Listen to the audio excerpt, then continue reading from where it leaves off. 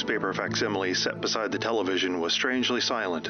For the past 3 days, television and facsimile had been informing the world of the growing tension between the big powers. The bitterly debated World Food Control Conference had ended in a walkout by both major factions. Atom threats had been hurled back and forth across the conference table by both powers. As in 1958, a horrible war of extinction seemed inevitable. Welcome to Our Nuclear Nightmares, a series examining the literature of the nuclear age. The following program contains material and themes that some listeners may find disturbing. Discretion is advised. Episode 9. Let Out the Beast. The year is 1950.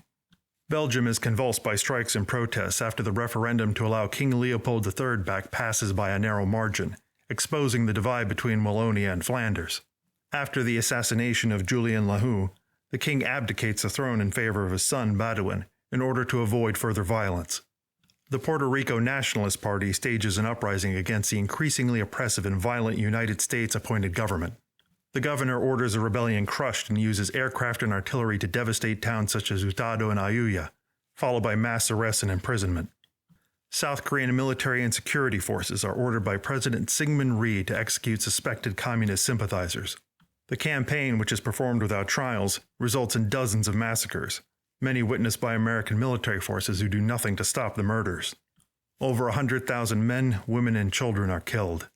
Let Out the Beast was written by Leonard Fisher and first published in the United States by Newsstand Library.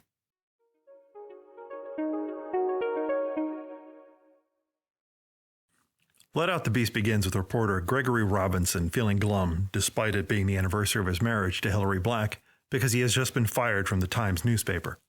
Black tries to console him, saying she's happy to be with him regardless of their situation, and she thinks he was right to call the owner of the Times, Stevenson, a warmonger. There is a growing conflict between nations sparked by a nuclear test conducted in the stratosphere. The test caused an atmospheric drift, resulting in drought conditions across much of the planet. The president of America-Canada is fighting to convince the other powers, particularly Europe-Asia, plus half the voters at home, against launching a preemptive nuclear strike which risks destroying the world. Robinson is trying to put this out of his mind and relax with Black when a newsflash announces that the president has been assassinated and Vice President Cummings is being installed. Things are made worse when a broadcast from a Stevenson outlet baselessly claims that the former president was killed by Europe-Asia agents and demands that America-Canada use its nuclear weapons immediately. The rant on the radio is interrupted by a phone call to Robinson from his friend Jess Mason, who works with the Foster Syndicate and wants to hire Robinson to interview the new president. Robinson quickly agrees, and he and Black hire an air cab to take them to Washington. However, while en route, a nuclear strike hits the capital. Greg and Hillary leaned forward to peer over the pilot's shoulder, and their faces became masks of fearful wonderment as they beheld what looked like a great sheet of red, green, and white flame extending from the horizon and reaching up to disappear into the sky. As they watched, it spread to what must have been over 50 miles in width. Great balls of orange and black flame seemed to leap from the main body, and these in turn shot down to the Earth's surface and then as suddenly sent greater columns into the sky. The shockwave knocks the aircar out of the sky and it crashes. Robinson and Black survive, but the pilot is killed. They climb out of the wreckage and walk through the city ruins, recognizing enough to have a general idea of where they landed and realize that the blast threw them hundreds of miles. They continue further until they run into a group of young men called Pete, Mowsky, and Scruggs, who are already in the process of looting and casually talking about committing violence. While he forces them to march, he learns that they are in the city of Toroville, which is located 400 miles away from Washington. They come upon a house in semi-decent condition and ransack the place for supplies. As Robinson continues to order them around, Pete complains he could be more efficient scavenging independently, which Robinson allows. Sometime later they come upon a large building that was once a grocery store, but Pete notices that there is someone already there. They climb down to find an Army MP guarding the store, who refuses to let them inside to get food, saying he's been charged with protecting the place by headquarters. Robinson argues with the tired soldier, who threatens to shoot him and the other youths. A fight ensues and the soldier and Benny are killed in the scuffle. Afterwards, the bodies get dumped in a hole and have quicklime poured over them. Pete takes the opportunity to grab the gun from the dead soldier and threatens Robinson. "Do you realize," orated Pete, speaking to nobody in particular, "that we might as well be on Mars as far as the law is concerned? From now on, I'll be the law. I'm the guy that's running things here, and this is my authority." Again, he flourished the gun recklessly.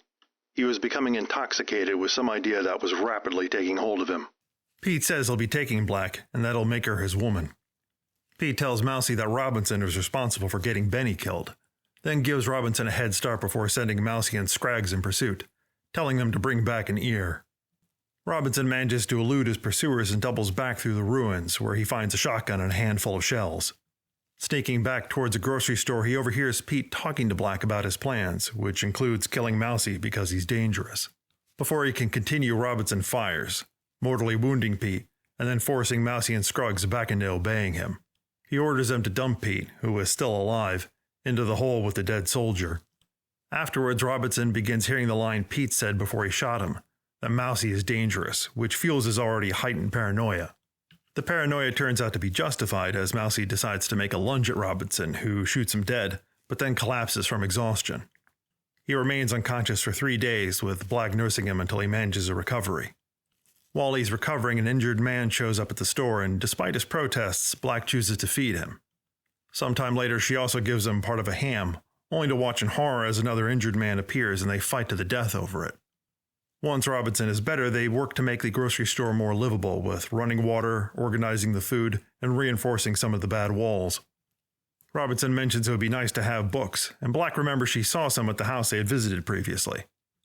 They retrace their steps to the house and salvage some things, but when they return to the grocery store, they find it has been occupied. "I hope they're friendly," said Hillary. "It has been lonesome, just us two." But Greg's lips tightened as he said cynically, "We'll be better able to judge that with them out and us in. Let's get possession of our hotel before we take in any rumors or boarders." He did not have murder in his heart, but he meant to retake a citadel, and he was careless of the consequences to any who might oppose him. Robinson sneaks inside and finds a tall, muscular man the book describes as looking evil. They fight and Robinson is easily knocked down, but he's saved by Black, who appears and uses a shotgun to kill the stranger. Once again, Black has to nurse the injured Robinson for a while. At one point, Robinson emerges from his delirium and, seeing an old lady near the fire, attacks her until she runs away. Black argues with Robinson over this, saying she was helping the old lady. During the argument, Robinson notices that Black used up some of their ammunition, such as when she saved him, and strikes her. Despite this, she remains with him. Robinson continues to mentally deteriorate, and has nightmares such as a lady he attacked returning with a bunch of savage people in order to murder him. When sometime later he goes hunting with Black, he comes upon the same lady. He steals a rabbit she was attempting to butcher, and nearly murders her until Black begs him to stop by telling him she's pregnant. Black insists that the woman, whose name is Maud, accompany them back to the store. Black insists that the woman, whose name is Maud, accompany them back to the store. There, Maud talks about how she was on a train when the nuclear attack happened. She and a boy who had survived the blast walked through the ruins until they were attacked by a man who murdered the boy and took Maud with him. The following months were filled with more killing and living off scraps in the ruins. As Robinson listens to some of the violence the stranger committed, instead of being appalled, he rationalizes as being necessary in the present circumstances. Robinson decides to fortify the store against the possibility of more intruders before setting out to explore some of the ruins. While traveling, he sees a man leading a donkey get attacked, but this turns out to be a ploy as other men emerge from hiding and kill the attacker. Later, he kills a man who attacks him, and then carefully buries a box of supplies. At the close of the 5th day, he ended the journey. He buried his burden of tinned food and carefully marked the spot by its relation to a jutting arm of stone thrust out over the cliff edge. Then, in an exuberance of spirit and sheer bravado, he walked out to the end of the protruding stone and sang and shouted a war cry and danced a step or two. Robinson's plan is to bury supplies throughout the ruins in a line leading towards Capital City so that he and Black can travel without having to worry about restocking. When he returns to the store, he notices that there are plants and other green things starting to grow and life coming back, one of which is a duck that he promptly kills. His good mood is shattered when he finds the store smashed up, everything taken, and Black unconscious with her leg broken and emaciated from going without food for a long time. He notices tracks leading out of the store, and follows them to find Scruggs in the company of a young woman named Helen, her mom, and some other women. The three are in an argument when Scruggs decides to kill the older woman. Robinson takes a chance and attacks Scruggs, killing him, and then invites the survivors to come back with him. When back at the store, he brings out food to help Black. The other women who are starving rush forward, but he violently beats and ties them up. While Black gradually recovers, he maintains control of the store and the other women. One day he hears gunfire and goes out to find a convoy led by military officers passing through the ruins. They had been sent forth by the grim-visaged men who now held control of the city. During the first terrible winter, those within the city fought and despoiled each other for the scant supplies of grains and foodstuffs salvaged at the time of the blast. Thousands died of radioactive poisoning, but news of their possessions traveled far and wide, and soon the sporadic but increasing raids of starving people from the surrounding country compelled them to unite in order to protect for all what up to that time each had been seeking to secure and hold for himself. Robinson watches a mass of desperate people set upon the convoy and, despite taking heavy losses, manage to kill the officers, as well as their donkey. Robinson brings back food from the slaughter, reinforces a store, and continues with his plan to migrate toward the capital city. Black's condition improves somewhat, but she dies giving birth, and the child dies soon after. Robinson is deeply hurt by the loss and retreats into himself, barely doing anything while the women continue to maintain the store and keep things going. Eventually, he recovers enough to go out again and scavenge. During one excursion, he sees a group of men kill a girl, and then begin stripping her to eat. In a rage, he attacks and kills them, but then chooses to bring back the human flesh to feed the women in the store. Later, as Robinson scouts the makeshift fortress of a tribal leader known as Blackjack, he sees a convoy with a mule emerge. He attacks the convoy, then lures them to the store where he finishes them off. The women inside, now referred to as the Brood, come out to loot. Realization of what he had become since Hillary's death hit him with the suddenness of that awful, blinding explosion of so long ago. His first impulse was to rush down among the gaunt and ragged creatures and slay them, stop their life, prevent them from degrading the name of mankind. But as suddenly as the impulse came, it went. What was the use? He could not slay all the human beasts that were scattered about this strange new world. Let them exist in their tortured, filthy way of life. Let them sink lower and lower, until they crawled back into the slime from whence they came. Robinson walks away from everything and wanders aimlessly through the ruins for some time. The brief moment of conscience doesn't last long, for when he discovers a well-organized settlement that has plenty to eat, his first act is to attack and kill the sentry. He then kidnaps a woman who he is stunned to find is clean, and tries to drag her away but is confronted by more armed men. They try to give him a chance to surrender, but he attacks and they are forced to kill him. As Robinson and the murdered sentry are buried, the guards report to their leader about what happened. The leader expresses his lament at the senseless tragedy. However, the leader is revealed to be Stevenson, the former press magnate whose news outlets had called for a first strike at the beginning of the book.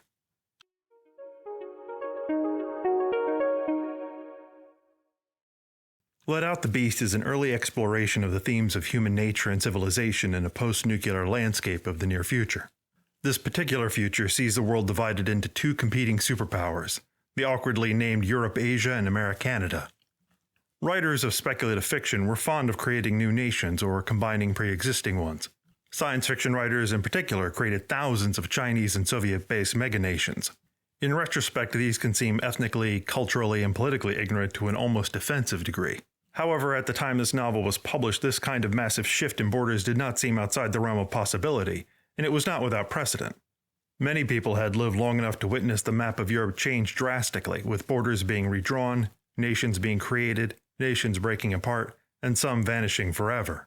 The loosely held oblasts of the Russian Empire had been transformed into the firmly controlled Soviet Union and swallowed up the Baltic states. Similarly, the fractured lands of China had been consolidated into the People's Republic of China. Bosnia, Croatia, Slovenia, Macedonia, Montenegro, Herzegovina, and Serbia had become the Federal People's Republic of Yugoslavia. Although Europe, Asia, and Americanada do seem odd combinations, they nevertheless function as useful shorthand for the bipolar world of the Cold War. This future is also affected by a change in the jet stream caused by nuclear testing with disastrous consequences for the environment. This reflected a growing concern at the time about nuclear testing. Although fears about them causing earthquakes and tsunamis had subsided, there was public concern that nuclear tests might alter the climate, causing temperatures to rise or fall, or cause local disasters such as monsoons or hurricanes.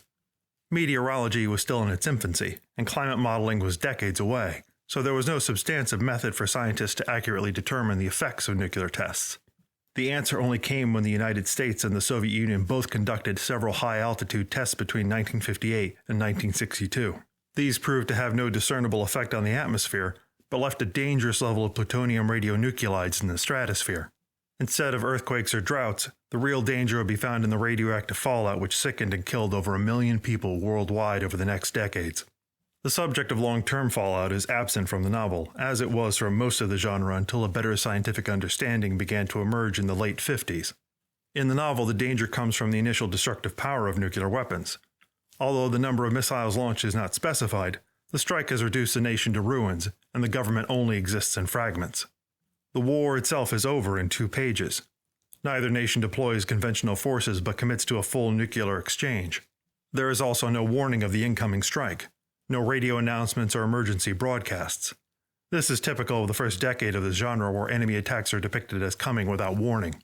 Arguably for American writers, this can be traced back to the shock of Pearl Harbor, which demonstrated even a powerful nation could be caught off guard with devastating results. This fear existed despite the fact the Soviet Union was at least a decade away from being able to launch any manner of effective nuclear attack. The main focus of the novel, however, is not the technical aspects of a nuclear war, but the struggle of Black and Robinson in its aftermath, and the latter's transformation from civilized to savage. This is perhaps the most common and certainly the most popular themes in nuclear literature. The post-apocalyptic landscape provided writers with an almost perfect space to interrogate human nature. It was unusual in that both conservatives and progressives shared the belief that once an individual was disconnected from society, they would revert to greed, lust, cruelty, and other violence. The progressive argument came from the thought that deprived of the nurturing aspect of interpersonal ties and reinforcing social bonds, a person would become emotionally isolated and drift into angry negative space. The conservative argument was that without the guiding hand of authority, embodied in the government and church, a person would fall into temptation and give in to their base urges. In both arguments, there was an implicit fear of modernity. Progressives worried that an increasingly manufactured and commercialized lifestyle would alienate people from each other. Conservatives fretted that a waning interest in the church and social hierarchy would cause chaos. In a real sense, this was the continuation of a 200-year-old argument between Thomas Hobbes' Leviathan and Jean-Jacques Rousseau's The Social Contract, a debate as to whether mankind was naturally violent and needed to be controlled and guided, or whether it was a blank slate that could be negatively or positively influenced by systems. However, for many writers in the post-war, this was more than an intellectual exercise. In the United States alone, over 16 million had either been enlisted or drafted into the armed forces, and many had seen combat. Even those behind the front lines saw the devastation wrought across Europe and Asia. And while veterans were often tight-lipped about their experiences with their families, there were newsreels and articles, memoirs, and photographs of the war.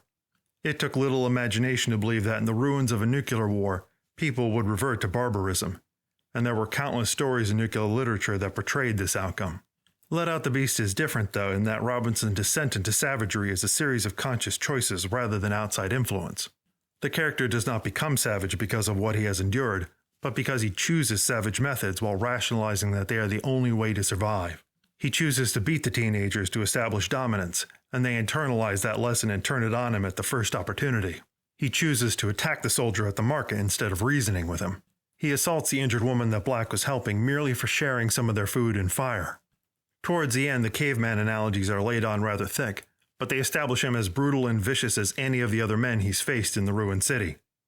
Black's actions stand in stark contrast, demonstrating that sharing food, shelter, and resources does not endanger them. When she is hurt, it is at the hands of other men who share Robinson's zero-sum ethos of survival.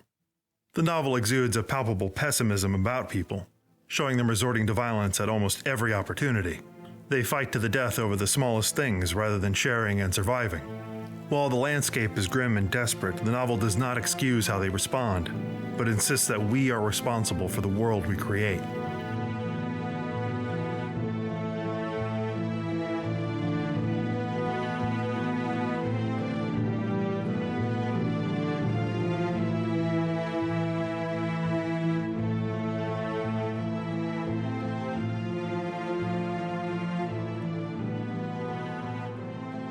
If you found this episode interesting, entertaining, or a useful sleeping aid, please consider subscribing to the Patreon. This series is only possible through listener support. You can also help by leaving a review on iTunes or Spotify.